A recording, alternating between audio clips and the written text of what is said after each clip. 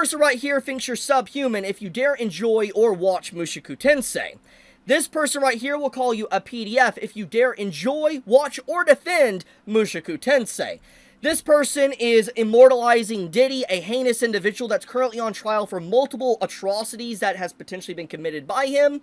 Then we have this individual saying that the author of Mushoku Tensei should drop the pen and never write again because the content within the series is taboo or controversial. And so if we were to keep this same energy, that means that series like Berserk, Vagabond, Vinland Saga, JJK, Dragon Ball, all sorts of other series that this person represents, is never going to be able to exist if we cannot allow authors to write controversial content. So getting into the main subject matter, this post has left the target audience, and a lot of people that don't even read Mushoku Tensei or watch Mushoku Tensei are commenting about it, commenting about the latest volume release that has came out with these illustrations, which, by the way, there's some very nice color illustrations that came out, some fan colorings, I believe, that are really nice looking at, shoutouts to whoever did these, but the point of the matter is that this illustration is causing a lot of havoc right now, and it honestly all begins back in February, maybe a little bit prior to that, but it does begin back in February when there was talks that Redundancy Volume 3, aka the volume that this illustration's from, was going to be coming out uncensored. And the author, when that, was announced, when we knew that was coming, the author went on record back in February saying that they would not self-censor themselves. They don't care about what the fans have to say, or supposed fans would have to say. They write for themselves, and they will do what they want to do. They will write whatever they want to write. If it's controversial, it's controversial. They do not care. Basically, the author admitted he has a spine, he's not backing down, he will not bend the knee, he will write whatever he wants. End of story. And obviously, this is something that a lot of people in the light novel community, and just every community, honestly praised, because it's nice to see an author stand for what they want, instead of trying to tiptoe around and not do anything controversial. So, I appreciate that. It made my respect and so many others gain respect for the author of Mushoku Tensei. However, fast forwarding a few months, basically, finally the volume has arrived, illustrations are out, the controversy that was around this volume is now for the entire world to see, and a lot of people are now finding out about it. Now, I'm not going to go into full-length discussion on what's going on in this volume. If you want to know, go read the series yourself. I'm not going to give a full rundown, full chapter, like light novel review on the volume in this video. Just go read it for yourself if you're really that interested. But to make a long story short, Aisha basically gets with Rudy and Eris's son. Okay, that's all I'm going to give. That's all the context I'm going to give. There's a lot more to it than that.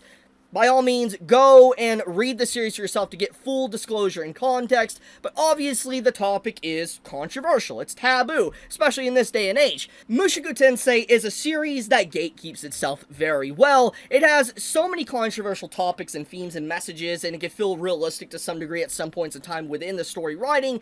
It is phenomenal. One of the best pieces of literature I have personally ever read, and I think anyone that has read Mushoku Tensei would 100% agree with me. It is a phenomenal read. However, a lot of people that talk negatively about the series are individuals that either will never watch, never read, or individuals that just hear it through word of mouth and only want to watch what is deemed safe by the anime community, aka Shonen series, like JJK for instance, or Soul Leveling. Which, by the way, when you look at these actual tweets, these quote retweets on what people are saying, there is something that starts to stand out that is very common amongst all of them, and that is the fact that they all rep some form of action shonen series, either in their name or in their profile picture. They all rep action shonen series, and I find that very amusing. It's very amusing. Just, you can see a pattern. There is a pattern between all of these individuals, and it goes back into what I've been talking about for a while now when it comes to COVID anime fans, or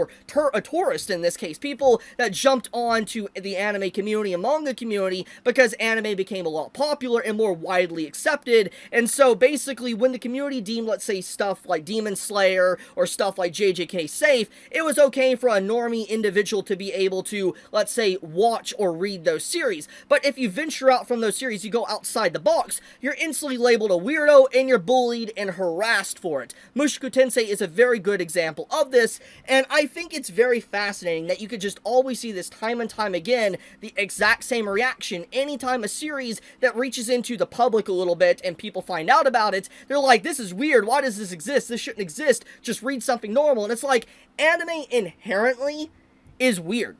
It's very weird. It's always been weird. And it's just like, I cannot stand these individuals that do this. It absolutely is infuriating how more common we see stuff like this, takes like this, people not being able to separate fiction from reality, people, thinking that any form of controversial topic should not exist because it offended them, it made them upset or uncomfortable, so because of that, it shouldn't exist. I am so thankful we have an offer for Mushoku Tensei that does not self-censor themselves. I'm so thankful for that because honestly, Mushoku Tensei honestly wouldn't be the same if it didn't have all the controversial subject matter, because it makes for a very interesting work that doesn't feel like the exact same carbon copy of every other shonen series you constantly read.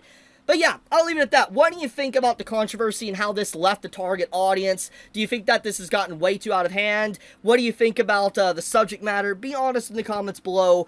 But I love you guys. Be safe. Stay healthy. Chibi out.